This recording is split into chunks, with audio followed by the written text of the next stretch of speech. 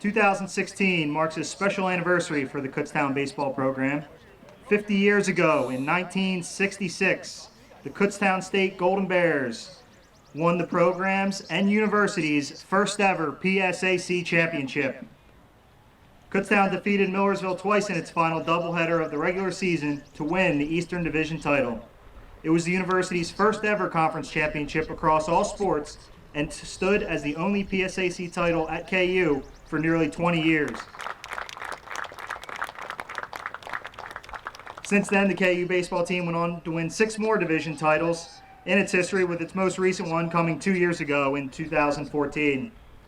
KU honored the 50th anniversary of the school's first championship at a luncheon earlier today, and we are thrilled to welcome back members of that 1966 championship team here with us today.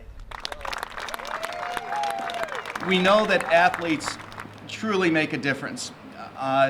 Athletes have higher retention rates, they have higher graduation rates, they have higher satisfaction while they go to college, and most certainly they make very, very strong alumni who go back and give to their university either through service or through other means for the rest of their lives. And what happens on the field feeds over into the business life or the profession that an individual will have. It feeds over into family and friends, the idea that you learn to work in a team and to work with others.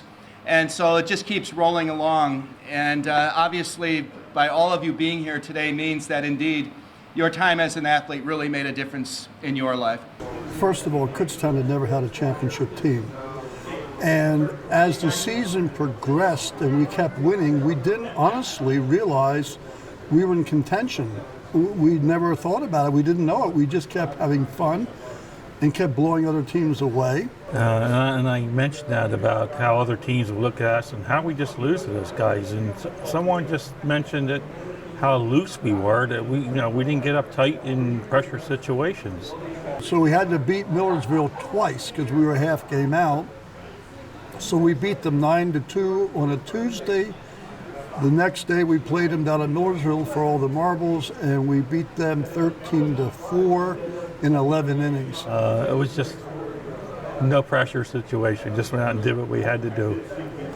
And I remember talking, I think, to John Landis, and I said, I wonder if anybody even knows we won. And the bus pulled onto campus. It looked like any other day. There was 2 guys leaning up against a rail talking. The bus made the left turn to go towards Risley Hall, and there was an absolute mass of humanity. And it was just a blur. I mean, it was unbelievable. And like I said, it was a moment in my life. And it was crazy to think what we had done when no one else had ever done it before. So it was crazy. It was wonderful. So I think the neatest thing about the whole experience was, one, it was an incredibly talented team, obviously, but that everyone on the team got along with each other. We just had so much fun. There was never any tension among the players. I mean, we just laughed and had fun, and I think it translated into games when things got close in games and tight in games. We were always loose.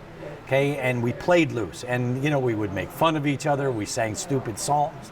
I mean, it was just a group that loved each other, and they played like it. Not just a teammate; it's a friend, and I think that has to do with success of any team.